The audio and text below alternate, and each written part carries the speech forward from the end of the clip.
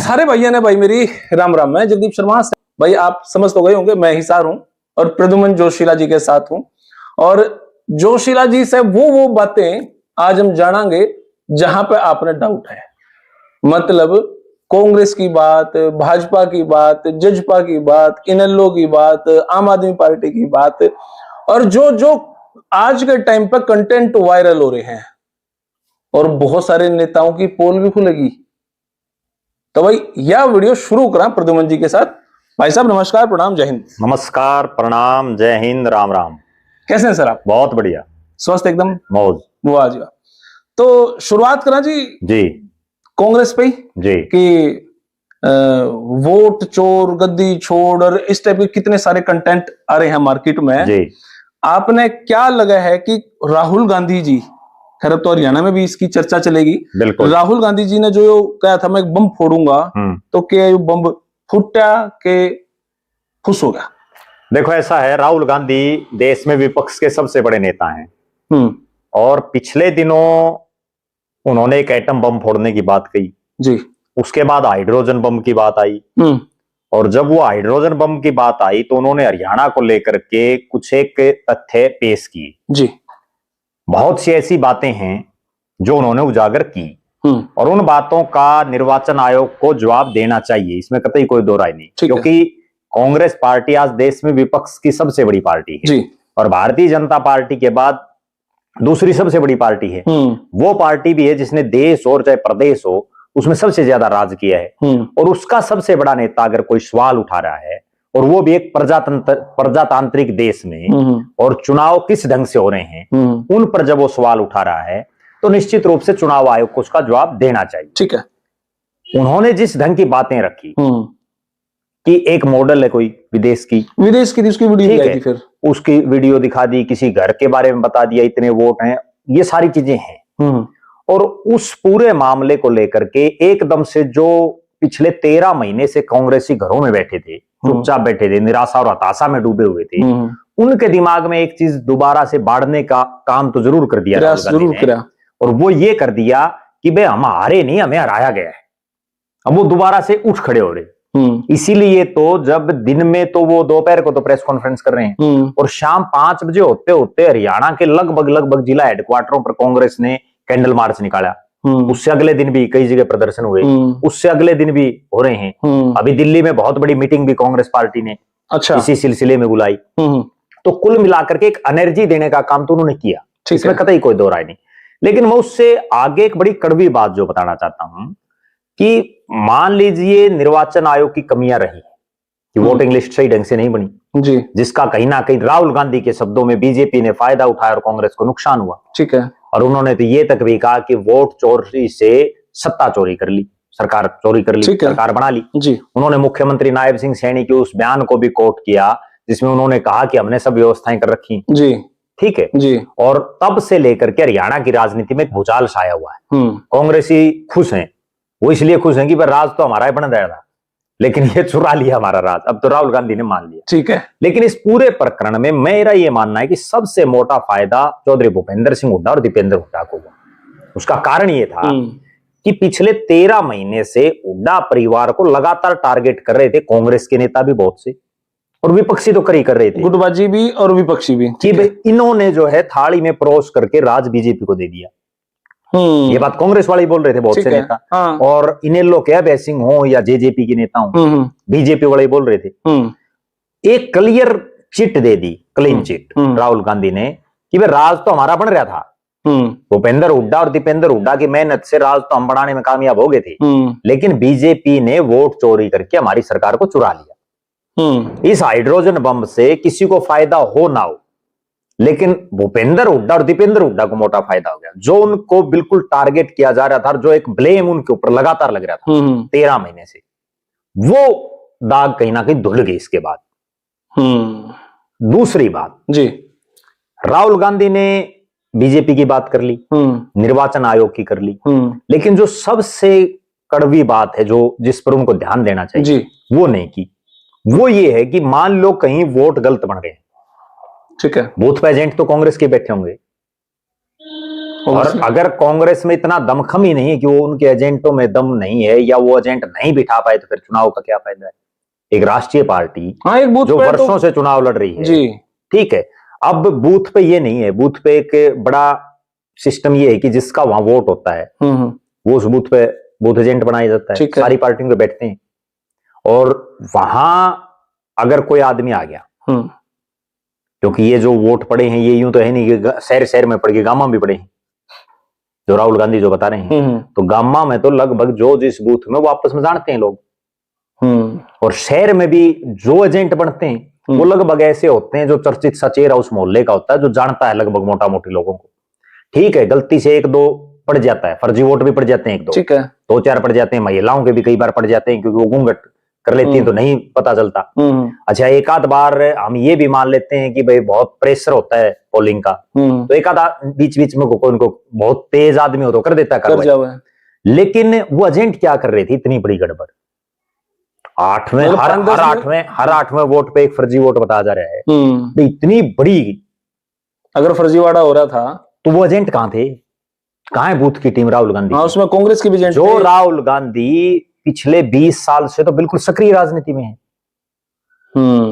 ठीक है ना, सारा सिस्टम को संभाले हुए हैं, और पिछले 11 साल से तो वो 2014 के बाद तो राहुल गांधी फेस है कांग्रेस के पास।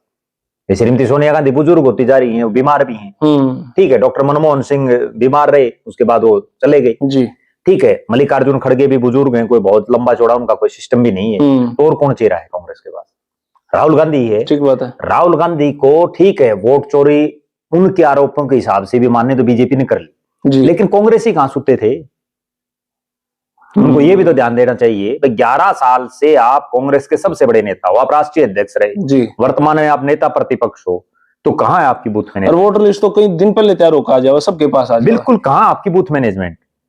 एक तरफ बीजेपी तो पन्ना प्रमुख तक पहुंच रही है जी, उसमें भी उस पन्ना प्रमुख में भी यूं कह रहे हैं कई कि भाई ये फर्जी बना रहे हैं पन्ना प्रमुख, वो चाहे फर्जी बना रहे हैं उनसे कुछ भी करें, उन्होंने बना तो दिए। आपके पास तो पन्ना प्रमुख छोड़ दो, 11 साल में तो जिला प्रधान बने हैं, और बड़ी कड़वी बात और अगली सुन लो, उन जो 11 साल में जिला प्रधान बनाए उनमें भी एक जिला प्रधान कांग्रेस ने डिक्लेयर नहीं किया, और वो अब 3 महीने हो गए अब भी नहीं डिक्लेयर कर पा रही, पानीपत शहरी का। बताओ कहां है कांग्रेस? 3 महीने में पूरा हरियाणा के दर्शक जो देख रहे हैं, जहां जहां भी जिला प्रधान कांग्रेस के बने, 32 जिला प्रधान इन्होंने बनाए, उन 32 में से आप ये देखो कितना के स्वागत समारोह लोगों ने किए, कितना के होर्डिंग पोस्टर एडवर्टाइजमेंट लोगों ने करवाए, आपको अंदाजा लग जाएगा भाई हकीकत क्या है कांग्रेस। क्या बात है, सही बात है जी। अच्छा, दूसरे सवाल पर आ जाऊं जी मैं जी। कुछ मैंने आपकी वीडियो देखी थी, शायद आपा ने बनाई थी वो वीडियो, आपने कहा था कि भाजपा के मुख्यमंत्री या भाजपा की टीम इस तरीके से प्लान कर रही है कि उनका साल का पूरा लेखा जोखा का निष्कर्ष निकाल के एक मीटिंग करांगे, और उस मीटिंग में नू बताऊंगा भाई तू कामयाब और तू फेल है, और तेरे में पॉसिबिलिटी सुधार ले। देखो, तो अभी मीटिंग हुई है 3 या 4 तारीख को मीटिंग हुई थी, उस मीटिंग में क्या हुआ? नहीं, वो मीटिंग अलग चीज थी, वो जो मीटिंग होनी थी इनकी वो होनी थी संगठन की, ठीक है, जो भारतीय जनता पार्टी के हरियाणा के प्रदेश प्रभारी डॉक्टर सतीश पुनिया, मुख्यमंत्री नायब सैनी, प्रदेश अध्यक्ष पंडित मोहनलाल बड़ोली, और जो बीजेपी के तीनों महामंत्री, कृष्ण बेदी जो कैबिनेट के मंत्री हैं, सुरेंद्र पुनिया, डॉक्टर अर्चना गुप्ता, और प्रदेश के जो संगठन के महामंत्री हैं फणींद्र नाथ शर्मा, इनकी एक मीटिंग आज से 2-3 महीने पहले हुई थी 2 महीने पहले, ठीक है, और उस मीटिंग के बाद मोहनलाल बड़ोली ने बाकायदा ऑफिशियल एक बयान भी दिया था कि जैसे ही 1 साल हो जाएगा तो हम जो हमारे मंत्री हैं उनके कामों का रिव्यू करेंगे, ठीक है, हमारे जो विधायक हैं उनके कामों का भी रिव्यू करेंगे, हमारा जो संगठन किस ढंग से काम कर रहा है वो भी करेंगे। और ये कोई पहली बार नहीं है, ये बीजेपी करती रहती है, बीजेपी इस तरह की मीटिंग, इस तरह के टास्क लगातार देती रहती है। बीजेपी की सबसे खूबसूरत बात मैं बताऊं, इसीलिए बीजेपी के वर्कर बीजेपी नहीं छोड़ रहे, वो कार्यकर्ता को और नेताओं को सोचने का मौका ही नहीं देते, उनको सारा दिन लगाए रखते हैं काम में। आज ये काम आ गया भाई, कल ये है, अगले दिन ये मीटिंग, अगले दिन ये मीटिंग। बीजेपी में 3 चीजें बड़ी मशहूर हैं, भोजन, विश्राम और बैठक। ठीक है ना, क्योंकि भारतीय जनता पार्टी में ये कोई भी हो जी, ठीक है, उसकी बैठक होगी, फिर भोजन की व्यवस्था होगी, फिर विश्राम का समय भी दिया जाता है, लो है फिर दोबारा बैठक होगी। फिर बैठक होगी। तो बीजेपी वाले एक बड़ी जो है ना सिस्टमेटिक तरीके से चलते हैं, ये आज से नहीं है, शुरू से। मैं इस बीजेपी को, चलो लोग तो 2014 के बाद देख रहे हैं इन चीजों को, मैंने तो वो दौर देखा भारतीय जनता पार्टी का जब मतलब हंसी की भी बात है और वास्तविकता भी है जी। ये किसी मीटिंग में अगर 10 समोसे ले आते उसमें तो 2 बच जाते इनके, आदमी 8 आ करते बेचारे। ठीक है, मैंने खुद ने देखी है, ठीक है ना। उन मीटिंग्सों में क्या बात होती थी? कोई पॉइंट टू पॉइंट बात होती थी? कुछ नहीं, वो बीजेपी का एक सिस्टम क्या है, इसी समय कांग्रेस में भी ये चीजें थी। अच्छा, ठीक है, कांग्रेस में भी ऊपर से एक आदेश आ गया, वो ऊपर फिर नीचे तक इंप्लीमेंट होता था। ठीक वो है। तब होता था जब यहाँ ब्लॉक प्रधान थे कांग्रेस में, हल्का प्रधानों की प्री पार्टी नहीं थी कांग्रेस में, कांग्रेस में ब्लॉक प्रधान थे। ब्लॉक प्रधान के बाद जो फिर जिला प्रधान थे, फिर प्रदेश अध्यक्ष थे, ब्लॉक प्रधान थे, इस तरह से जो एक सिस्टम था। ठीक अब है। बीजेपी में भी क्या है कि बीजेपी ने एक सिस्टम बना दिया। एक तो उनका बड़ा गजब काम ये है कि देश का कोई महापुरुष हो, उनकी कोई जयंती हो, वो मना लेते हो बड़े जबरदस्त तरीके से, लोगों को जोड़े रखते हैं। ठीक है, उनका जो है कोई और विशेष दिन हो उस महापुरुष के नाम का, वो मना लेते हैं। यहां तक कि कोई ये तीज त्योहार ही मना लेते हैं। तो ये सिर्फ जोड़े रखते हैं लोगों को। ऊपर से एक आदेश आ गया कि भाई ये काम करना है। अब कभी ये चीजें सुनी है क्या आपने कि एक सेवा पखवाड़ा चला दिया? वे प्रधानमंत्री नरेंद्र मोदी के जन्मदिन से लेके 17 सितंबर से और 2 अक्टूबर गांधी जयंती तक सेवा पखवाड़ा चलेगा। कोई झाड़ू लेकर के सफाई कर रहा है, कोई रक्तदान शिविर लगा रहा है, कोई कुछ कर रहा है, कोई कुछ कर रहा है। वो 15 दिन सारे जो है बिजी रखती। अच्छा, फिर एक होड़ शुरू करवा दी। होड़ क्या है कि एक ऐप है भाई, इस ऐप पे अपने फोटो डालो। हर आदमी अब वो फोटो खींचे तो तब जब वो कि मैं करे झाड़ू मारेगा, उस बहाने उन्हें झाड़ू मारना पड़ेगा। वो दिमाग बीजेपी की सबसे खूबसूरत बात क्या है कि वो मैनेजमेंट और मार्केटिंग की बड़ी तकड़ी खिलाड़ी। कांग्रेस, मुझे कहने में कोई संकोच नहीं, कांग्रेस आज साल तो 2025 चल रहे हैं, लेकिन आज भी वो 2000 से पहले की राजनीति में है, वही परंपरागत राजनीति। और बीजेपी 2040 की राजनीति कर रही है। बीजेपी का तो इतना हाईटेक मामला हो गया। अब आज भारतीय जनता पार्टी जिन योजनाओं को लागू की हुई है, क्या कांग्रेस ने इन योजनाओं को नहीं लागू किया था? कांग्रेस ने तो इनसे बड़ी बड़ी योजनाएं लागू की थी। 1600 करोड़ रुपए का कर्जा माफ किया था। 100 गज के कितने के लोगों को प्लाट मिले थे? ठीक बात है, ठीक है ना। आज बताओ मना, ठीक है मुख्यमंत्री जी कह रहे हैं बार बार हम इतने प्लाट दे रहे हैं, इतने देंगे फलाना, लेकिन कहीं कोई नजर आ नहीं रहा वे कहां दे रहे हैं। लेकिन कांग्रेस और बीजेपी में सबसे गजब बात क्या है, अंतर भी जो सबसे बड़ा है, कांग्रेस ने जो चीजें कर दी उनको भुना नहीं पा रही, और बीजेपी के पास तो अगर कोई आदमी 5 किलो अनाज ले रहा है उसका भी डाटा है। चुनाव में देखा होगा आपने सबने, दर्शक भी इस चीज से सहमत होंगे, जिसको जिस योजना का फायदा मिला, किसानों के 2000 रुपए, उसको भी वो फोन आ रहे थे जी आपको 2000 रुपए दिए जी, भारतीय जनता पार्टी को वोट डालना। ठीक है ना। कांग्रेस के पास कुछ है ही नहीं। कांग्रेस के पास टीम नहीं है, मैनेजमेंट और मार्केटिंग नहीं है। तो बरसाती मेंढक है, जबकि मैं अल्लाह गुल्ला बरसाती मेंढक भी नहीं, वो सिर्फ ये इंतजार कर रहे हैं कि भाई बीजेपी से लोग छिक जाए, हमने ले आए। पूरी कांग्रेस में, मुझे ये कहने में कोई संकोच नहीं है, पूरी कांग्रेस में हरियाणा के पिछले 11 साल से, जब से कांग्रेस विपक्ष में, किस आदमी ने सबसे ज्यादा संघर्ष किया सड़कों पर? दीपेंद्र हुड्डा ने किया। अगर दीपेंद्र हुड्डा इतना बाकी और कर लेते थोड़े थोड़े तो राज आ जाता, लेकिन नहीं कर रहे हो। मुख्यमंत्री कुर्सी सबने चाहिए, लेकिन वो कुर्सी तो तब मिलेगी ना जब कुछ मेहनत करेंगे, वो कोई कर नहीं रहा। मैं भी जल, मैं भी रानी, कौन बनेगा घर का पानी, यह स्थिति हो रही है, काम कोई नहीं करना चाह रहा। मतलब हालात ये है कि आज 5 एमपी हैं कांग्रेस के, उन 5 में से लोग तो चाहे कुछ भी कहते हो, लेकिन मेरा ये मानना है कि वो 5 हुड्डा साहब की बदौलत बने हैं। कहीं ना कहीं हुड्डा साहब का रोल है। शैलजा की भी मैं बताऊं, आपने सुन लो, कुमारी शैलजा को जिताने में भी चौधरी भूपेंद्र सिंह हुड्डा के जो नजदीकी लोग थे ना, उनका सबसे बड़ा योगदान है। अब पूरी सिरसा लोकसभा की अगर हम बात करें, सिरसा पूरी लोकसभा में फतेहाबाद जिले में 3 हल्के, जरनैल सिंह है रतिया से, वो किसका है? वो हुड्डा का नजदीकी है। तो क्या आपको शैलजा जी में कोई और अच्छी बात नहीं लगी? नहीं, अच्छी बात है शैलजा जी में। एक बड़ी गजब बात ये है शैलजा जी की, हरियाणा की वो कांग्रेस की नेत्री हैं जो एक तो जन्मजात कांग्रेसी, कोई हालात कोई परिस्थिति आई उन्होंने कांग्रेस नहीं छोड़ी, ना उन्होंने छोड़ी ना उनके पिताश्री ने छोड़ी। दूसरी गजब बात, वो हरियाणा की ऐसी नेत्री भी है जो 2 अलग अलग लोकसभाओं से सांसद रही, जो अपने आप में एक बहुत बड़ी बात है। हरियाणा में 2 ही ऐसी रिजर्व सीटें हैं एमपी की, और वो दोनों से एमपी बनी है। तो अपने आप में ये दर्शाता है कि ये नहीं भाई शैलजा बिल्कुल कुछ नहीं है, लेकिन उनको बनाने में एक योगदान हुड्डा साहब का रहा है। लेकिन अब हाँ, ये भी एक कड़वी सच्चाई है, मैं ये भी बता देता हूं। जब 2005 में चौधरी भूपेंद्र सिंह हुड्डा हरियाणा के मुख्यमंत्री बने, तो उस समय उनको मुख्यमंत्री बनवाने में भी कुमारी शैलजा का अपना एक रोल रहा है। ओके, उनका पुशबैक रहा है, बिल्कुल रहा है, जो हकीकत है सबके सामने है। अब पूरी सिरसा जो कंस्टिट्यूएंसी है ना, उसमें आप ये देखिए, फतेहाबाद में 2 बड़े नेता हैं कांग्रेस के पास। प्रहलाद सिंह गिल्लाखेड़ा, वो हुड्डा गुट में था। बलवान सिंह दौलतप्रिया दोनों तरफ है, हुड्डा साहब की भी हाजिरी मार रहे हैं कुमारी शैलजा के साथ में। जरनैल सिंह प्योर जो है हुड्डा साहब के साथ है, परमवीर सिंह दोनों की हाजिरी मार रहे हैं। उसके बाद फिर आप आ जाओ डॉक्टर केवी सिंह, हुड्डा साहब की हाजिरी मारता है, जिनका बेटा अमित सिंह डबुवाड़ी से एमएलए था, ठीक है। भरत सिंह बेनीवाल जो एलनाबाद का विधायक, जिसने अभय सिंह चौटाला को रहा है, वो प्योर भूपेंद्र सिंह हुड्डा का है, ठीक है। उसके बाद फिर आप आगे आ जाओ शीशपाल केरवाड़ा, वो दोनों की हाजिरी मार रहे हैं। भाई हुड्डा के पास वहां मजबूत लोग तो हैं ही, तभी तो बात अपनी है। अगर ये मजबूत लोग ना होते तो क्या रोहतक में शैलजा के जो समर्थक थे उन्होंने क्या हुड्डा साहब को वोट नहीं किया? देखो, रोहतक प्रॉपर में शैलजा का कोई बहुत लंबा चौड़ा वजूद नहीं, कुछ तो रहा ही होगा, नहीं कोई इक्का दुक्का वोट बैंक में कुछ तो जातिगत समीकरण। वो बात आपकी ठीक है कि जातिगत जो है वो जिस समाज से आ रही है उस समाज की सबसे बड़ी नेत्री, इसमें कतई कोई दो राय नहीं। केंद्र में मंत्री रही हैं, प्रदेश के अध्यक्ष रही हैं, राष्ट्रीय महासचिव है पार्टी की, फिलहाल कई अलग अलग राज्यों में प्रभारी रही हैं, बहुत बड़ी नेत्री हैं, उनके पिता का बहुत बड़ा नाम रहा है।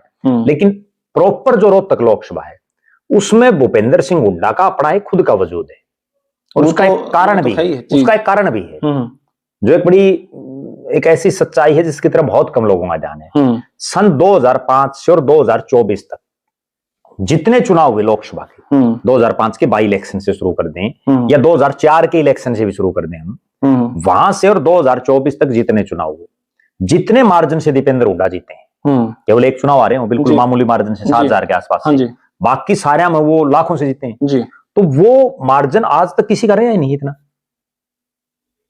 उनका कोई ना कोई जुगाड़ में है, तभी तो है। सही बात है। अब कुमारी शैलजा के पास देखो, ये भी एक कड़वी बात है, रोहतक लोकसभा में 9 हल्के, 9 हल्कों में ये बता दो भाई यहाँ झंडा उठाने वाले हैं 1-2 शख्स कलानौर विधानसभा में हैं, उसके अलावा बाकी हम कहाँ हैं बताओ।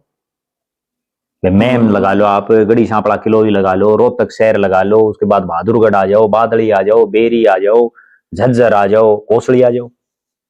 अच्छा, कुछ बड़े नेता जी दूसरी पार्टियों के, कई बार ये सुनने में आता है कि हुड्डा साहब तो किसी और के नाम पर मुख्यमंत्री बन गए, नहीं उनका खुद का वजूद क्या है, क्योंकि हुड्डा साहब का जिक्र चल रहा है, थोड़ा मैं विषय को लेंथी ले रहा हूँ।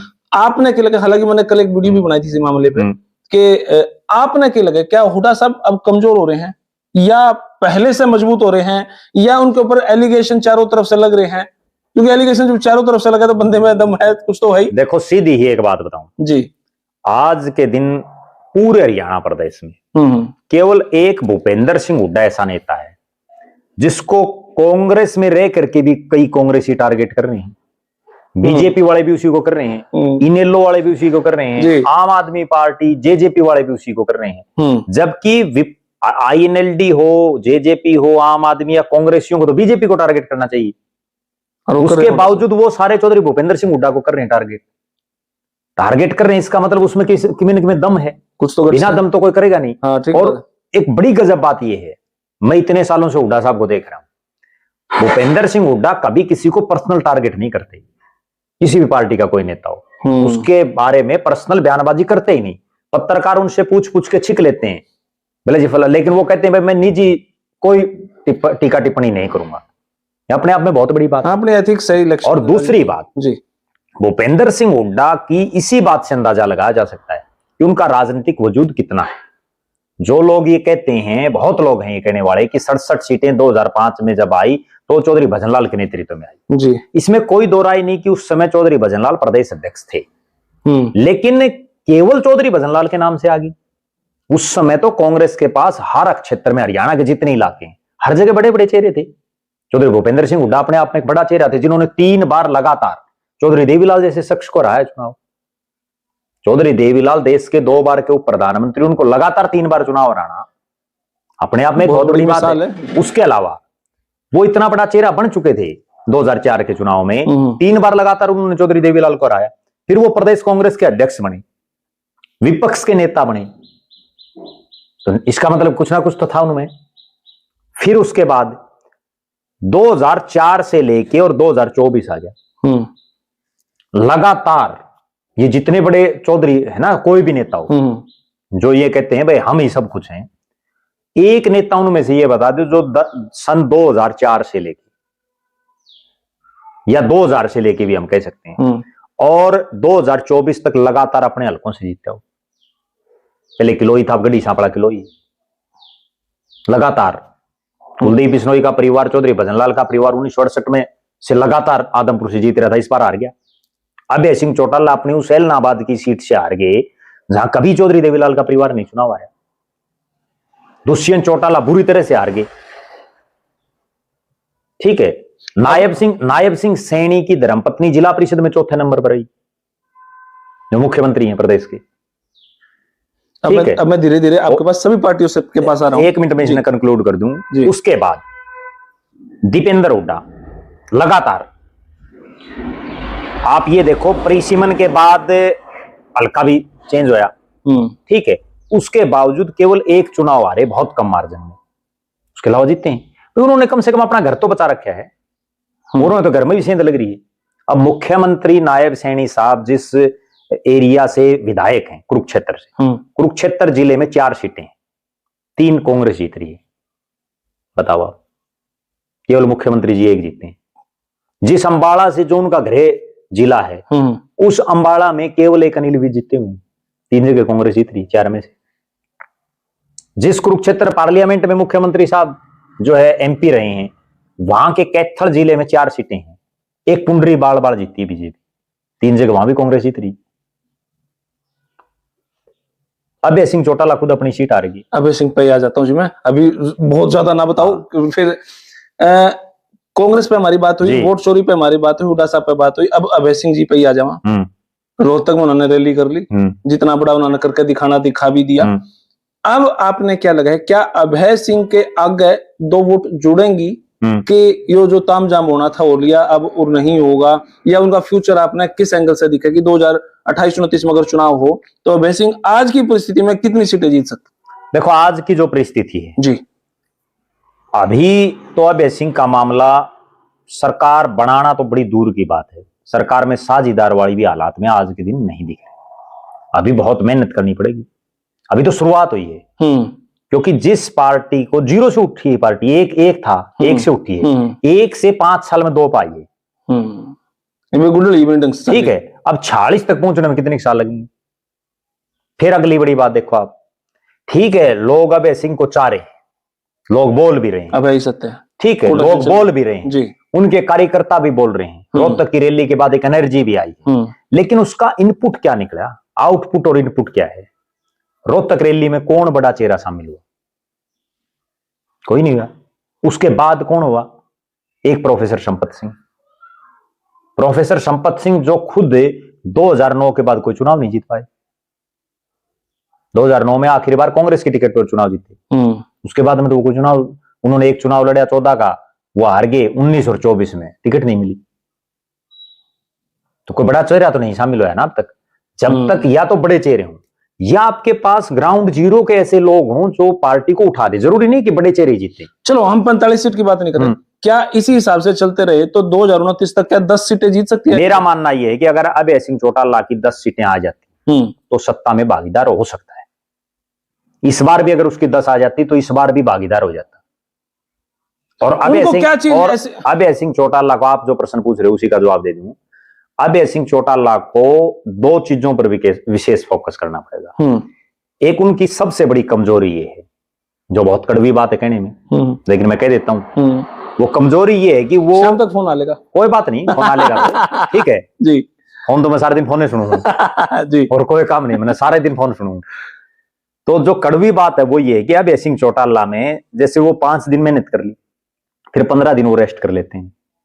कंटिन्यूटी नहीं है ना उनमें खुद में ना उनके बेटों में।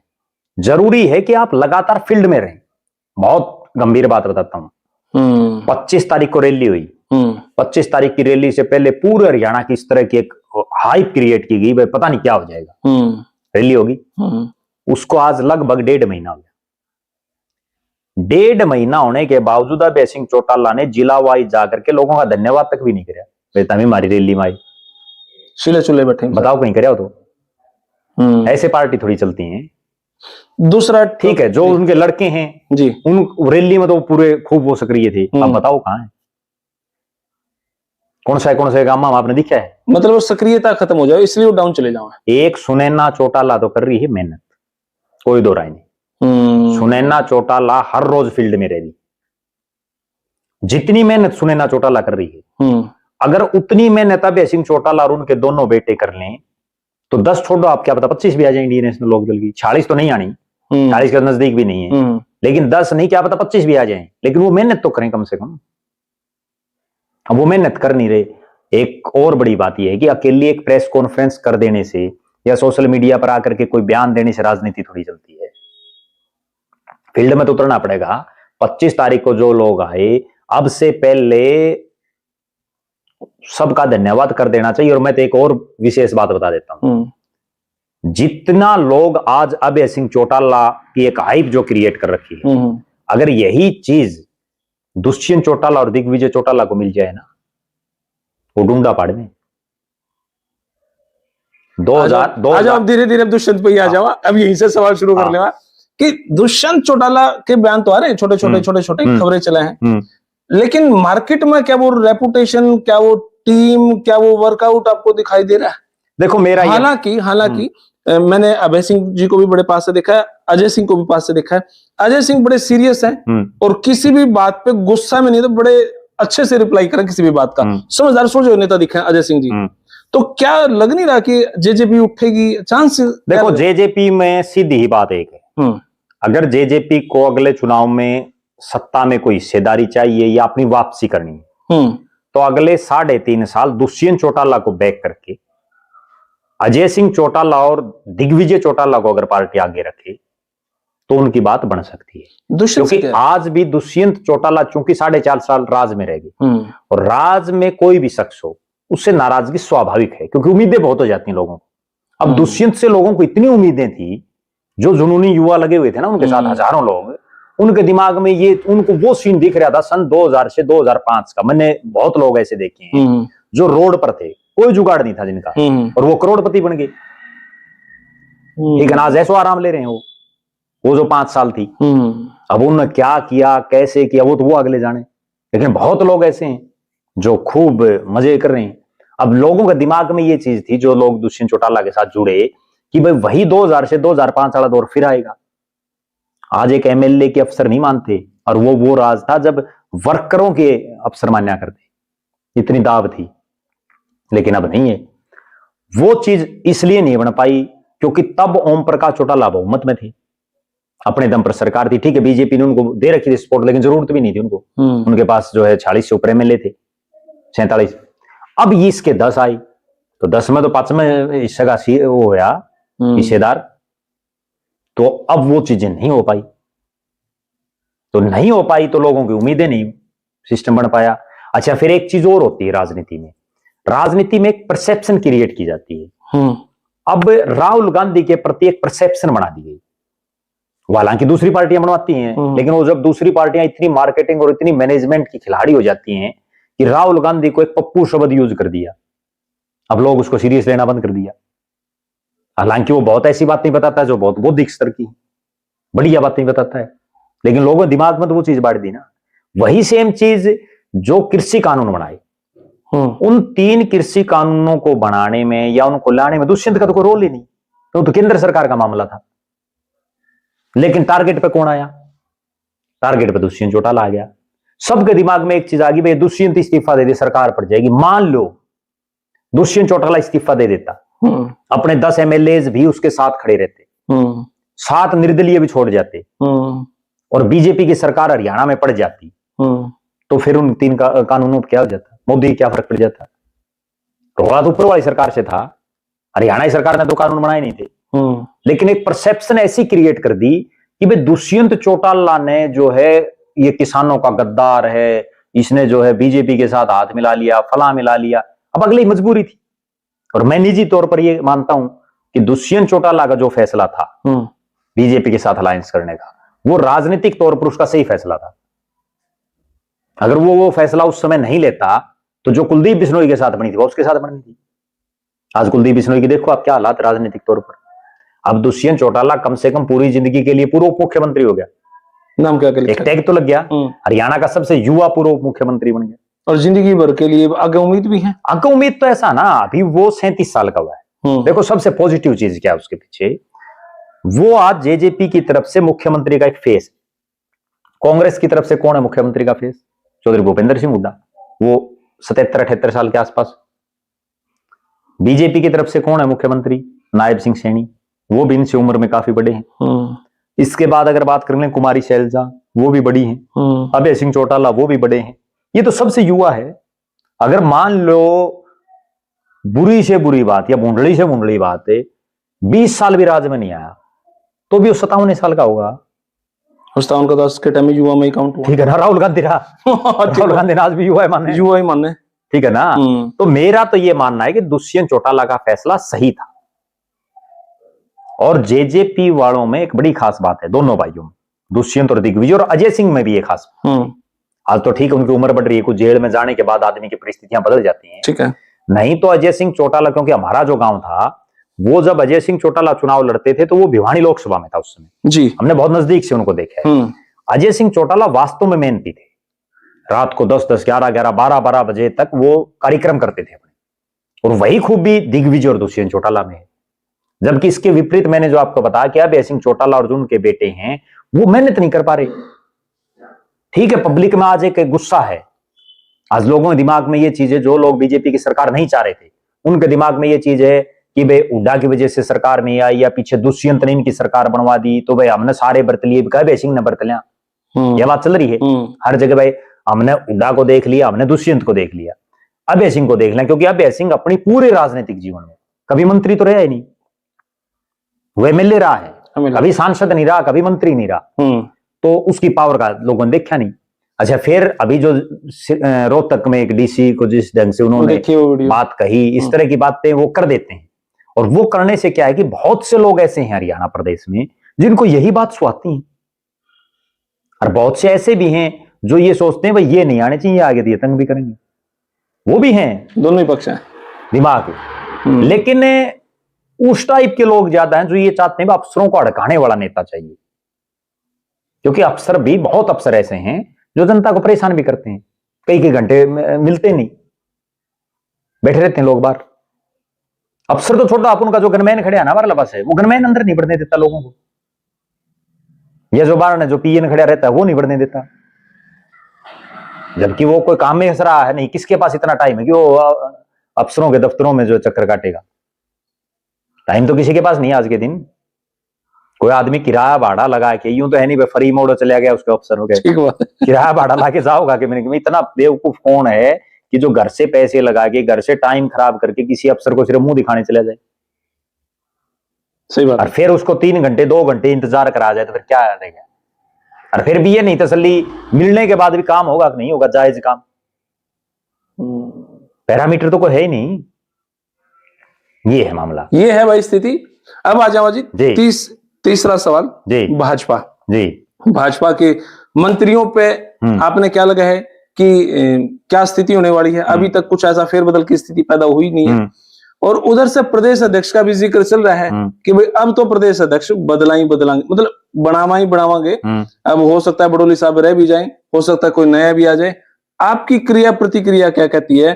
कौन से ऐसे 3, 4 या 5 नाम हैं जिन पे अब चर्चा मजबूत हुई है? देखो ऐसा है जी, बीजेपी में जब 1 साल पूरा होया, 8 तारीख को चुनाव परिणाम आया था, 17 को फिर सरकार बनी, तो उस दरमियान बिहार का चुनाव आ गया। नहीं तो ये फेरबदल या ये चीजें हो जानी चाहिए, ठीक है। और बिहार चुनाव में हरियाणा के मुख्यमंत्री हों, पार्टी के प्रदेश के प्रभारी हों, कई सीनियर मंत्री हों, सबकी ड्यूटियां वहां लगी हुई। बिहार चुनाव तक तो अब कुछ नहीं होना। 14 तारीख को क्या चुनाव परिणाम आता बिहार का, उस चुनाव परिणाम के बाद अगले 5-10 दिन भी कुछ नहीं होगा। क्यों? क्योंकि फिर अगर बीजेपी एनडीए का राज आ गया तो मुख्यमंत्री बनाने की कसम कसम रहेगा सारा नीति, और अगर राज नहीं आया तो इस कसम कसम में रहेगा भाई क्यों हमने खो दिया बिहार। ठीक है, उसके बाद प्रदेश अध्यक्ष को लेकर के भी, हालांकि दिवाली के दिन पूरी संभावना ये थी कि दिवाली को प्रदेश अध्यक्ष घोषित हो जाएगा, और एक बहुत बड़े भाजपाई हैं जिनका बनना निश्चित था। मेरे पास भी जो इनपुट था, और अगली बता देता हूं मैं जी। मेरे पास जो सूचना है, दिवाली वाले दिन उनके घर बीजेपी के बड़े बड़े नेताओं के मिलने की लाइनें लगी हुई थी। आपके यहीं से ही हो तो बधाई देना। ठीक है, मेरे अच्छे मित्र हैं। ठीक है, मेरे अच्छे मित्र हैं। ठीक है जी। और बड़ी लंबी लाइनें लग रही थी, अभी तक भी लगी रही होंगी मेरे ख्याल से। अब भी लग रही हैं, क्योंकि अब भी इसलिए लग रही है कि अभी उनका नाम कटा नहीं है, लेकिन उस दिन पूरी ये थी कि भाई आज हो जाएगा अनाउंस। ठीक है ना, जहां मतलब कुछ दिखता उड़े तो लोग आओ, नहीं तो कौन होता। ठीक बात है, ठीक है ना। तो नाम बताई दो एक, चलो नाम भी बताएंगे। एक बड़ी गजब बात मैं बताऊं जी, जमीन, शेयर और नेता, ये जब मंदम होते हैं ना, तभी लेने का फायदा है, तभी इनके साथ यारी करने का फायदा है। ठीक है, तो किसके साथ यारी की जाए? तो यारी तो ऐसा है, अभी बीजेपी में एक बड़ी गजब बात हो रहा है ना जी, जिसका नाम ज्यादा उछल जाए उसका फिर दुश्मन बहुत हो जाते हैं, और फिर गोडे टिक के ना, फिर बेचारा नाम कट जाओ, कट लाग जाओ। अभी पीछे देखा नहीं, राज्यसभा के इलेक्शन में पता नहीं कितने के नाम चल रहे थे, वो एकदम रेखा शर्मा आएगी, कोई जिक्र नहीं। ठीक है, तो बीजेपी में हालांकि जो नाम चल रहे हैं आज राजनीतिक गलियारों में, या जो दिल्ली सहित चंडीगढ़ के जो राजनीतिक दरबार हैं, जहां जहां चर्चाएं हैं, उसके मुताबिक बीजेपी में एक धड़ाज भी ये चाह रहा है कि मोहनलाल बड़ोली ही प्रदेश अध्यक्ष रहें। खुद मुख्यमंत्री नायब सिंह सैनी का भी, मैं जो समझ पा रहा हूं, ये कहीं ना कहीं एक इंटरेस्ट है कि कोई बहुत मजबूत नेता प्रदेश अध्यक्ष ना बने, जो खुद फैसले ले सके। कारण क्या उसका, जब ओम प्रकाश धनखड़ को बनाया गया ना, तो धनखड़ साहब और मनोहर लाल जी में भले ही वो चीजें ओपन आई, लेकिन अंदर खाते इस तरह की एक टसनबाजी ही चल पड़ी, ग्रुपिज्म सा शुरू, और वो शुरू हो गया था, जिससे बीजेपी को नुकसान बहुत हो रहा था। इसीलिए तो धनखड़ साहब को हटाया गया बीच में, और उन्होंने तो यहां तक भी बयान दे दिया था कि भाई आज मैं 2 नंबर वाली कुर्सी पर हूं, मैं जो है 1 नंबर वाली चाहता हूं, मैंने असली तो वो है। ठीक है, वो अगले दिन ना 2 वाली रही ना 1 वाली मिली, अगले दिन हो गया काम। तो बीजेपी में जो मैं कह रहा हूं ना, मैं घड़ा नाम चलोड़ा विशेष जाओ कई बार। फिर क्या है, कोई भी सीएम हो, वो हमेशा ये चाहता है कि हमारी पार्टी का प्रदेश अध्यक्ष ऐसा हो जिसको मैं जैसे कहूं वैसे चलता रहे। जैसे जब चौधरी भूपेंद्र सिंह हुड्डा बने तो उन्होंने फूलचंद मुलाना को बनाया। कौन, कितने के लोग जानते थे फूलचंद मुलाना को? ठीक है ना, एक अंबाला लोकसभा को छोड़ दो आप, उसके अलावा तो कई लोगों ने उस टाइम पे नाम भी नहीं सुना था, लेकिन वो बढ़िया रहे। तो फिर लाइन में आप हाथ मिला गए उनसे? लाइन में लग आप हाथ मिला गए उनसे? किनसे? जो आपके पड़ोस में रहो हैं? ना ना, मैं लाइन में लगने वाला हूँ थोड़ी। नहीं, मतलब हाथ मिला गया? ना ना, मैं ना हाथ मिला गया, मैं किसी के पास जाता ही नहीं, मैं तो बिना बुलाए नहीं जाता किसी के पास, जो बुलाए मान सम्मान से उसके पास चला जाता हूँ। ठीक है, तो फिर पुनिया साहब की क्या बात है? फोन पे बधाई मैंने उनको दे दी।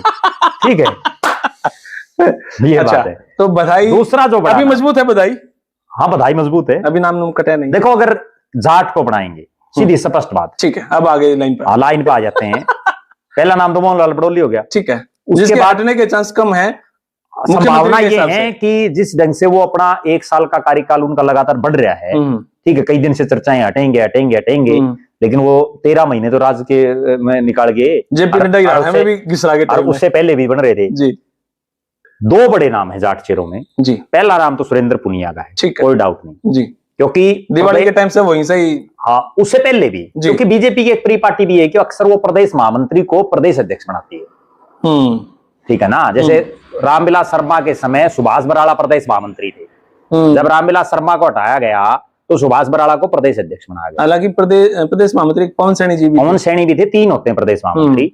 उसके बाद जब नायब सिंह सैनी थे प्रदेश अध्यक्ष, तो मोहनलाल बड़ोली प्रदेश महामंत्री थे। नायब सिंह सैनी के हटने के बाद मोहनलाल बड़ोली को बना दिया गया। तो अक्सर बहुत बार ऐसा है कि महामंत्री जो है उसको बना देते हैं। ठीक है, तो एक तो सुरेंद्र पुनिया है, मुख्यमंत्री के बड़े खासम खास हैं। दूसरा प्योर वाजपेयी, जो पक्का वाजपेयी होता है ना, वो है।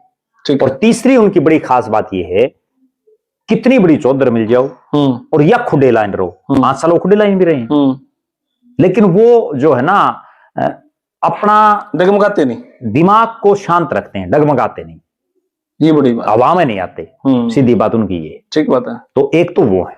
दूसरा बड़ा चेहरा जयप्रकाश दलाल, जेपी दलाल, जो पूर्व कृषि और वित्त मंत्री हैं। लेकिन यूं कहते हैं वो प्योर भाजपाई नहीं है, इसलिए प्योर भाजपाई तो ठीक है, नहीं है। कई बार अब जैसे सुनील जाखड़ को बना दिया, वो प्योर भाजपाई थोड़ी है, कांग्रेस में तो आया, वो तो अभी आया है। जेपी दलाल ने तो बीजेपी से चुनाव लड़ लिए, ठीक बात है, ठीक है। लेकिन उनके एक ही नेगेटिव पॉइंट मैं जो समझ रहा हूं, उम्र का। क्योंकि बीजेपी अगर कोई 50 साल के आसपास के, बीजेपी या कोई भी राजनीतिक पार्टी हमेशा ये चाहती है कि हम प्रदेश अध्यक्ष किसी ऐसे शख्स को बनाएं जिसका हम अगले 5, 10, 20, 30 साल फायदा उठा सकें राजनीतिक तौर पर। तो दलाल साहब की उम्र सुरेंद्र पुनिया के मुकाबले ज्यादा है। जैसे मनोहर लाल खट्टर का पेच फंस रहा है ना भाई राष्ट्रीय अध्यक्ष उम्र की वजह से, वही दलाल साहब का मामला है। नहीं तो जेपी दलाल राजनीति के बड़े खिलाड़ी हैं, सुरेंद्र पुनिया से बड़े खिलाड़ी राजनीति के। क्योंकि जो हरियाणा विकास पार्टी चौधरी बंसीलाल की जो पार्टी थी, उसके मुख्य जो कर्ता धर्ता थे वो जयप्रकाश दलाल थे। और जेपी दलाल एक ऐसे नेता भी हैं जिन्होंने 2009 से लेके 4 चुनाव लुहारों से लड़े, 3 चुनाव बिल्कुल क्लोज मार्जिन से हारे और 1 चुनाव जीते तो जबरदस्त जीते। और इस बार भी उनको हराने के लिए सारा सौदा इकट्ठा हो रहा था। कई तो बीजेपी वाले भी लग रहे थे। कौन कौन? चलो वो तो कौन कौन तो बता देंगे तो और ज्यादा 2 और फालतू आ जाऊंगा, अच्छी बात है।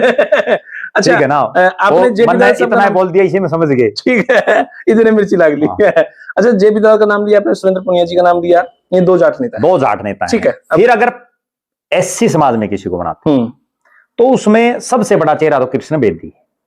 कृष्ण बेदी डीएससी से आ रहे हैं और डीएससी के आज तक के हरियाणा के इतिहास के वो सबसे जो जिसको ये कहते हैं ना सर्वमान्य टाइप का, जिसके लोग मानते हैं, वो नेता वो बन गए। और कृष्ण बेदी मंत्री भी हैं, महामंत्री भी हैं, जो महामंत्री वाला क्राइटेरिया है वो भी इसमें पूरा हो रहा है, तो वो कृष्ण बेदी हो सकते हैं। अगर कहीं महिला को बनाने की कोई बात आती है तो महिला प्लस एससी, वो सुनीता दुग्गल भी एक चेहरा है। और सुनीता दुग्गल का अभी जब मैं बिहार के चुनाव में गया हुआ था तो बिहार चुनाव में खूब जब वहां घूम फिर के जब दिल्ली आया मैं, तो हरियाणा भवन में नायब सिंह सैनी और सुनीता दुग्गल वो फिर एक साथ ही जो है हेलीकॉप्टर में बिहार प्रचार के लिए गई। तो मुख्यमंत्री की विश्वसनीयों में है और मनोहर लाल जी के साथ भी उनके अच्छे संबंध। कृष्णलाल पंवार क्यों नहीं हो सकते? कृष्णलाल पंवार बुजुर्ग हो चुके हैं, एक्टिव नहीं है, एक्टिव भी नहीं है, उनको पावर भी बहुत दे ली लेकिन वो कोई चेहरा बन नहीं पाई। क्योंकि इतनी बार का एमएलए जो शख्स, 6 बार का जो राज्यसभा में हो, और बेदी साहब 2-2 बार का मंत्री, उसके बावजूद कोई एक्टिव नहीं है। बेदी साहब प्रदेश महामंत्री भी है, प्रदेश महामंत्री हो तो मैंने पहले बोल दिया, प्रदेश महामंत्री हूं, उससे पहले एससी मोर्चा के प्रदेश अध्यक्ष भी रहे हैं। और मेरे ख्याल से जितने भी मंत्री हैं सबसे ज्यादा एक्टिव हैं शायद, सबसे ज्यादा मंत्रियों में भी एक्टिव हैं और संगठन की जो बारीकियां होती ना उनको अच्छी तरह से जानते हैं, जो एक मजबूत चेहरा है। और अकेला डीएससी में नहीं, उनकी एक बड़ी खूबसूरत बात यह भी है, जिस विधानसभा से वो जीते हैं ना, वो तो जाट बाहुल्य विधानसभा है। नैन खाप जो है उसमें तो लगभग गांव में नैना की, और उसके बावजूद जीतना, कुछ ना कुछ उसमें कोई गट्स है तभी तो जीते हैं। ठीक बात है। उन्होंने, और आज तक कभी भाजपा नहीं जीती। मैं बड़ी गजब बात बताता हूं, नरवाना हल्के में उन्होंने वो काम करवा रखे हैं एमएलए बनने से पहले जिनकी लोग कल्पना नहीं कर सकते। एक नहर का बहुत लंबा चौड़ा मामला था वहां, जिसका उन्होंने समाधान करवाया और जिससे आज हजारों हजार लोगों को फायदा हो रहा है। और वही एक टर्निंग पॉइंट था उनका चुनाव जीतने का, ठीक है ना, नहीं तो हार जाते। लेकिन वो अपनी उसी काबिलियत की वजह से जीत रहे हैं। और आज भी ये कहने में मुझे कोई संकोच नहीं, हरियाणा में 13 मंत्री हैं जी, और 14वां मुख्यमंत्री है, एक विधानसभा का स्पीकर और एक डिप्टी स्पीकर है। सबसे ज्यादा अगर अपने इलाके में कोई नेता रह रहे हैं और सबसे ज्यादा पूरे प्रदेश में कोई घूम रहे हैं, मुख्यमंत्री के बाद नायब सैनी है। मुख्यमंत्री के पास तो चलो हेलीकॉप्टर है, वो गाड़ी में घूमने लग रहे हैं, ठीक है ना, तो वो एक चेहरा है। इसके बाद अगर पंजाबी समाज से किसी को बनाने की बात जी, क्योंकि मनोहर लाल खट्टर को मुख्यमंत्री से हटाने के बाद एक बहुत बड़ा वर्ग ऐसा भी है जो कहीं ना कहीं इस निराशा में है कि हमारे पंजाबी समाज का पहला शख्स मुख्यमंत्री बना था और उसका टेन्योर पूरा नहीं होने दिया, दूसरी बार उनको बीच में हटा दिया गया। तो पंजाबी समाज में दो चेहरे, जिनमें सबसे बड़ा मनीष ग्रोवर को मान रहा हूं। भाटिया साहब से चला ऊंचा। हाँ, मनीष ग्रोवर को इसलिए क्योंकि मनीष ग्रोवर एक तो भाटिया साहब से पुराने वाजपेयी हैं, ठीक है, मंत्री रह चुके हैं, एमएलए रह चुके हैं, और उस रोहतक से आते हैं जहां बीजेपी को जरूरत है। हुड्डा साहब की टक्कर लेने वाला वो रोहतक में, और बताओ और कौन है? पूरी जो 8 हलके हैं रोहतक के और झज्जर के, उन 8 हलकों में ओम प्रकाश धनखड़ भी चुनाव लड़ रहे थे, और भी बड़े बड़े नेता थे। एक मनीष ग्रोवर की सीट पे फाइट थी, बाकी में तो लगभग मामला एक तरफा था। ठीक है ना, और 1001 वोटों का बस मामूली अंतर रह गया। ठीक है, तो मनीष ग्रोवर वास्तव में संगठन के खिलाड़ी, और मैंने उनको बड़ी नजदीक से उस समय भी देखा, उनको हिसार का प्रभारी लगा रखा था, और यहां जब जिला परिषद की चेयरमैन का चुनाव था तो उस समय वो हिसार के प्रभारी थे। यहां बड़ा उनका एक अहम रोल था उस चुनाव में, बीजेपी का चेयरमैन बनाने में उनका एक अहम रोल था। और ये तब की बात है जब जेजेपी भी अलायंस में थी, जेजेपी ने भी अपना कैंडिडेट खड़ा कर रखा था, बीजेपी जेजेपी दोनों आमने सामने लड़ रहे थे, लेकिन उसके बावजूद मनीष ग्रोवर यहां अपने आदमी को जितवाने में कामयाब हो गए। और दूसरा चेहरा संजय भाटिया है। संजय भाटिया मनोहर लाल का भी बड़ा खासम खास है, लेकिन नेगेटिव पॉइंट उनका यही है कि वो कोई प्रदेश भर में ना तो कहीं घूम रहे ना कुछ और, वो संगठन के कामों में लगे रहते हैं, संगठन के अच्छे खिलाड़ी हैं। और बाकी तो ये बीजेपी है, या क्या पता किसको बना दे। ठीक है ना, कई बार ऐसा भी हो जाता है। तो आगे आने वाले भविष्य में ये चारों पार्टियों का जिक्र कर लिया, 2029 पर अगर आज पहुंच जाए हम, तो क्या लगा है कि भाजपा आज की परिस्थिति में चौथी बार सरकार बनाने की पोजीशन में है, या हुड्डा साहब मजबूत है? देखो, या फिर जजपा इनेलो इकट्ठी भी हो सकता है। सीधी ही एक बात बताऊं, अगर किसी सिंगल एक आदमी के पास पूरे हरियाणा में सबसे बड़ा वोट बैंक है, एक सिंगल आदमी, पार्टी नहीं आदमी, तो वो चौधरी भूपेंद्र सिंह हुड्डा। ठीक है, कोई दो राय नहीं। ठीक है, वो जिसको चाहेंगे उनको जिता देंगे। ठीक है, जिनको हरवाना होगा उनको हरवा भी सकते हैं, इतना दमखम उनमें, चाहे वो बीजेपी का हो चाहे किसी भी पार्टी का हो। क्या वो खुद बनन की स्थिति में है? जितवाना हरवाना तो खैर बहुत सारे दावा नहीं, आज भी जो 37 एमएलए हैं ना, उन 37 में से ज्यादातर उन्हीं के रेमो क्रम पर जीते हुए हैं, हुड्डा साहब की वजह से। हुड्डा साहब और दीपेंद्र हुड्डा की मेहनत, हुड्डा साहब का नाम, बात आपकी ठीक है, सबसे बड़ा आदमी जिसके पास। लेकिन आज के टाइम पे तो डेंट लग रहा है उनके ऊपर, मजबूत तो वही है। डेंट तो सीधी ही बात यह है कि कोई पार्टी लगातार 3 चुनाव हार जाए, नेचुरल बात है, डेंट तो लगेगा। भाई लगातार 3 चुनाव हारना अपने आप में एक बहुत बड़ी बात है। हालांकि खुद भूपेंद्र सिंह हुड्डा भी चुनाव हार गए थे सोनीपत लोकसभा से, बिल्कुल हार गए, और वहीं से सतपाल ब्रह्मचारी जीत रहे। सतपाल ब्रह्मचारी जीत, ये तो समय की बात है। आपको एक बहुत कड़वी बात बताऊं, हर चुनाव में अलग परिस्थितियां होती जी। कोई आदमी यूं कहे ना कि ये फला आदमी का गढ़ है, मैं आपको एक उदाहरण बताता हूं, उससे आपको समझ आ जाएगी, दो दर्शकों को भी समझ में आ जाएगी। 2014 का चुनाव, दुष्यंत चौटाला को कोई नहीं जानता, कोई बहुत बड़ा चेहरा नहीं थे राजनीति में, राजनीति का क्या गए का भी नहीं पता था। उस आदमी ने हिसार जैसे हलके में, जहां से कभी भी चौधरी देवीलाल के परिवार का कोई आदमी नहीं जीता, कभी भी, उसके बाद भी नहीं जीता, यहां से खुद चौधरी देवीलाल ने गिराई से चुनाव लड़ा, हारे। चौधरी देवीलाल ने आदमपुर से चुनाव लड़ा, हारे। चौधरी ओम प्रकाश चौटाला ने हिसार लोकसभा से चुनाव लड़े, हारे। चौधरी रणजीत सिंह ने 2 बार चुनाव लड़े लोकसभा के, हारे। आदमपुर से एमएलए का लड़े, हारे। अजय सिंह चौटाला ने चुनाव लड़े, हारे। नैना चौटाला ने लड़े, हारे। सुनैना चौटाला ने लड़े, हारे। खुद दुष्यंत भी हारेगी उसके बाद, मतलब कोई नहीं जीता, केवल वो जीता 2014 में। और उसने किसको हराया? कुलदीप बिश्नोई हरा दिया, एमपी बन गया, युवा सांसद। और जब वो जीता तो उस समय 3 हलकों में एक तरफा जीता था, उचाना, नारनौंद और उकलाना, और 6 में वो आ गया था। 6 एक पास और 3 एक पास, फिर भी वो जीत गया। ठीक है, उसके बाद देखो चुनाव कैसे घूमता है, वो एमपी बन गया, सबसे युवा सांसद, खूब नाम हो गया उसका, युवा बन गया तो नाम हो गया। 5 महीने बाद उसी शख्स ने उसी उचाना से चुनाव लड़ लिया जहां से लोकसभा में एक तरफा जीता, और वो लोगों ने 7,000 से हरा दिया। प्रेमलता जीत गई नाम होने के बाद। बिल्कुल। फिर आगे देखो आप, 5 साल बाद वो चुनाव लड़ता है और प्रेमलता को वो हरा देता है बुरी तरह से, 45,000 47,000 के आसपास वोटों से, 47,000 के आसपास हरा देता है। अगले चुनाव में उसके 7,000 वोट आते हैं। अब कितना टूटा भाई कहां से कहां घूम रहा है सिस्टम। तो हर चुनाव में अलग अलग परिस्थितियां हैं। अपनी इतनी लंबी बातचीत में जी एक नाम गायब है, रणदीप सुरजेवाला। वो क्यों विलुप्त है? वो इसलिए विलुप्त है कि वो उनके जो कार्यकर्ता वो तो चाहते हैं कि मुख्यमंत्री बन जाए, लेकिन वो कैथल से बाहर जा ही नहीं रहा कहीं। पूरे हरियाणा में 90 हल्के हैं। दर्शक भी इस वीडियो पर कमेंट कर सकते हैं कि आपके हल्के में आपने आखिरी बार रणदीप सुरजेवाला को कब देखा था। लोग याद नहीं, भूल गए लोग। सिर्फ हाँ, रणदीप सिंह सुरजेवाला 2004 में, आज भी मुझे वो दिन याद है जब वो युवा कांग्रेस का राष्ट्रीय अध्यक्ष था।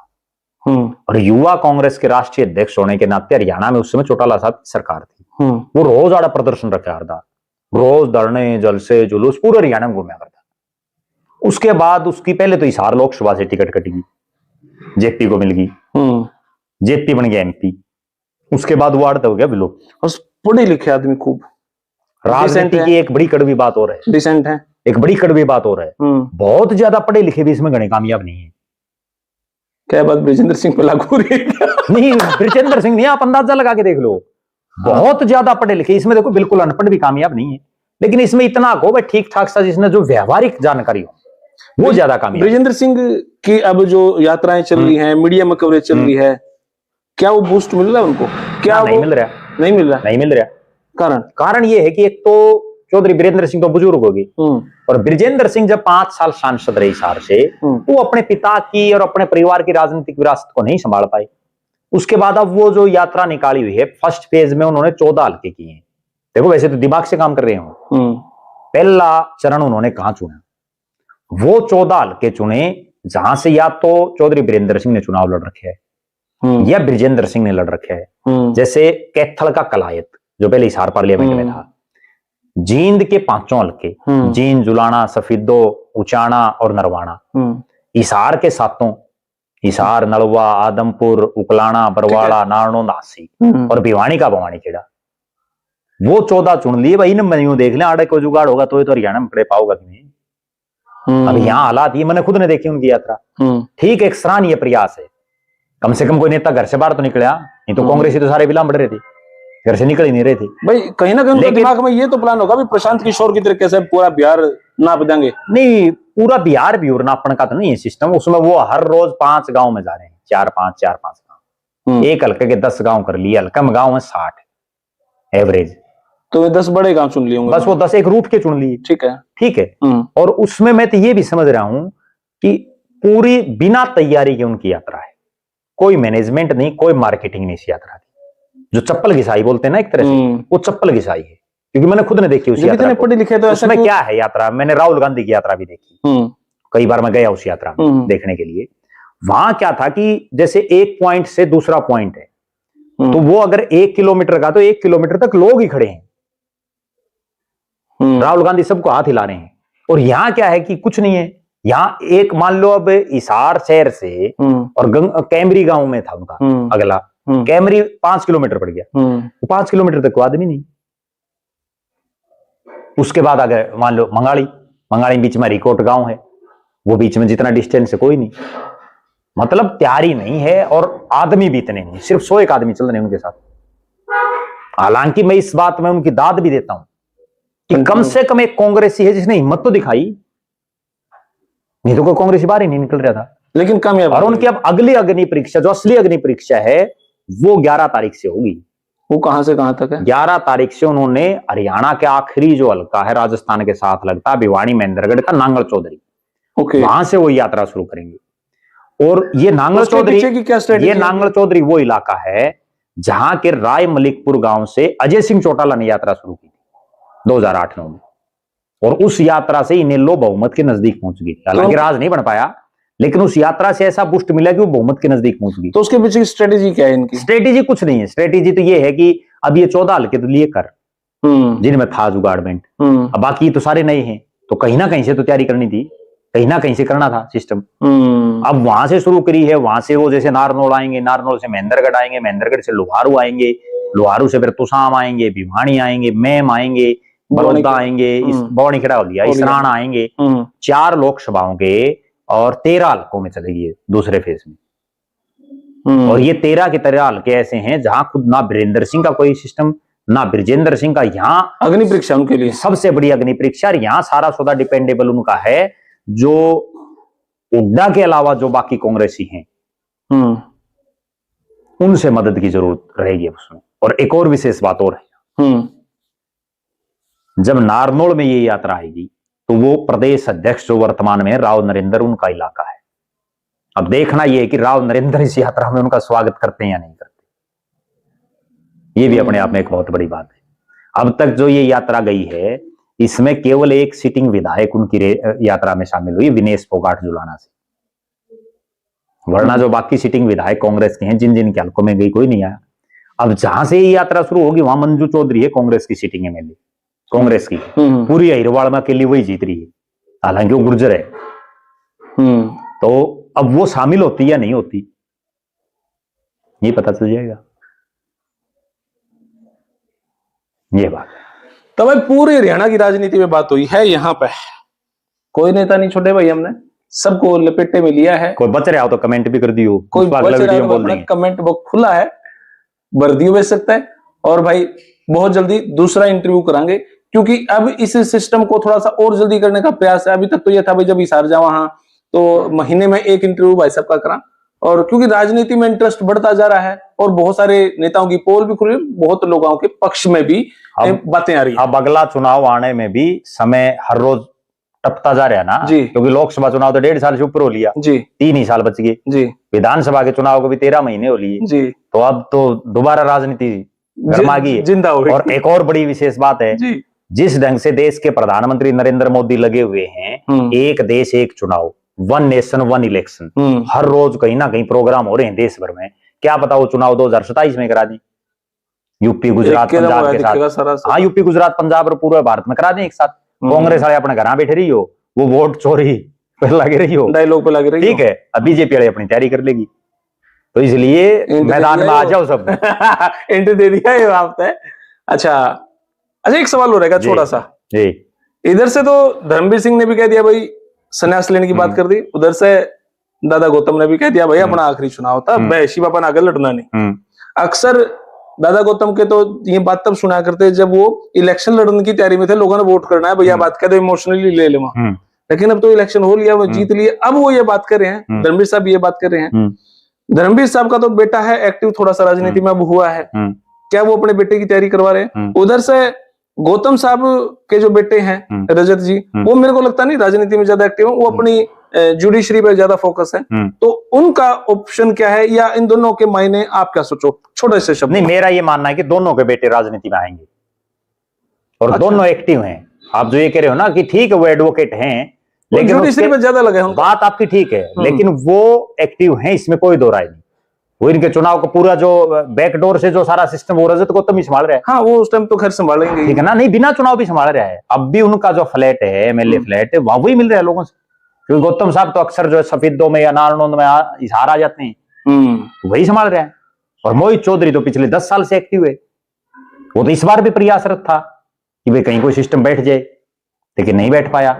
हाँ, एक बात और है, चौधरी धर्मवीर सिंह हो या जो है राम कुमार गौतम, पंडित राम कुमार गौतम हो, अक्सर ये बात कहते रहते हैं, और लोग जो है अब इनकी बात सुन सुन के भी छिक लिए, ठीक है। लोग ये मानने हैं धर्मवीर सिंह के बारे में तो ये चर्चा है, ये जो कहता वो करता नहीं, ये दूसरा काम कर देगा। क्योंकि धर्मवीर सिंह जब एमपी बना तो उसने घोषणा की कि भाई मैं तो अगला चुनाव एमएलए का लड़ूंगा, एमपी का मैंने सौदा साधा, इसमें कोई काम होने कुछ और। अगले गड़े फिर एमपी में ले आया टिकट, ठीक है। पिछली बार यूं कह दिया कि भाई जो है मैं तो वोट मांगता नहीं, किसी ने मोदी अच्छा लगे तो वोट दे दियो, लोगों ने फिर भी वोट दे दिए। इस बार भी यही बात थी, भाई मैं तो आगे चुनाव नहीं लड़ूंगा, फिर भर लिया। और अगले चुनाव में भी अभी तो वो स्वस्थ हैं, एक्टिव हैं। मेरा तो ये मानना है कि अगला चुनाव धर्मवीर सिंह, अगर उनके बेटे को टिकट नहीं मिली तो धर्मवीर सिंह लड़ेंगे। अरे गौतम वो करते क्या है, धर्मवीर सिंह एक बयान दे देते हैं, उसके बाद 10 कूद जाते हैं उसमें, क्या बोलते हैं, भिवानी महेंद्रगढ़ लोकसभा में एमपी के टिकट के लिए। वो खर्चा लगाओ, लोग घूमे जाओ, टिकट फिर वो ले आओ, क्योंकि टिकट का उनका खुंटा मजबूत है, ये है कारण। अच्छा, वही बात राम कुमार गौतम की है। रामकुमार गौतम पिछली तो बार सभी तो के लोग कुछ राजी हो गए थे भाई, दादा गौतम तो नाट गए, वो जारी कर पहले के नारनौंद में भी खुश हुए थे। नारनौंद में पिछली बार बहुत लोगों के दिमाग में तो ये थी भाई रामकुमार गौतम इस्तीफा देके उपचुनाव कराएंगे। जब वो दुष्यंत चौटाला के खिलाफ हर रोज बयानबाजी कर रहे थे, जब खोपर कर रहे थे, तो बहुत लोगों ने तो मेरे पास फोन आए कि भाई जो है दादा कोई भी इस्तीफा देगी, बीजेपी ज्वाइन करा, इसने तो बीजेपी वाले लड़ा देंगे, और हम ही कोई कांग्रेस के लिया हुआ, कोई कहेंगे लिया हुआ, तैयारी थी लोगों की। लेकिन दादा दादा है, क्यों इस्तीफा थोड़ी दे है। लोग मेमोरी तो सारे अभय सिंह चौटाला थोड़े हैं, ये सारे रघु यादव थोड़े हैं, तो इस्तीफा दे दिया। लेकिन इस्तीफा देनी है कि लिमाड़ी बन जाओ कई बार। एक रघु यादव है अहिरवाल में, तो हालांकि उनको जो है अहिरवाल में बहुत बड़ा नेता है, लेकिन वो पहली बार जिंदगी में एमएलए बने। एमएलए बन गए 1987 में। उसके बाद उन्होंने किसी बात पर मनभेद होने को लेके, पानी के मामले को लेके इस्तीफा दे दिया। उपचुनाव हो गया। कैप्टन अजय सिंह यादव जो फिर लगातार 6 बार जीते उस उपचुनाव की पैदाइश से, पहला बार उन्होंने चुनाव लड़ा और वो जीत गए। और रघु यादव ने एमपी के लड़ लिए, एमएलए के लड़ लिए, सारे काम कर लिए, दोबारा जीते नहीं, लुटिया डूबे गए। ये है। अभी जो बीजेपी में जो केंद्र में मंत्री है ना भूपेंद्र यादव, उनके भाई हैं वो। इस बात का बहुत कम लोगों को पता है, लेकिन समय की बात है राजनीति। चलो जी, बहुत बहुत शुक्रिया सर, बहुत बहुत धन्यवाद। तो भाई यह वीडियो आपने कैसे लगी कमेंट बॉक्स में राय दें, और तब तक के लिए धन्यवाद। जय हिंद, भारत माता की जय। Thank you very much.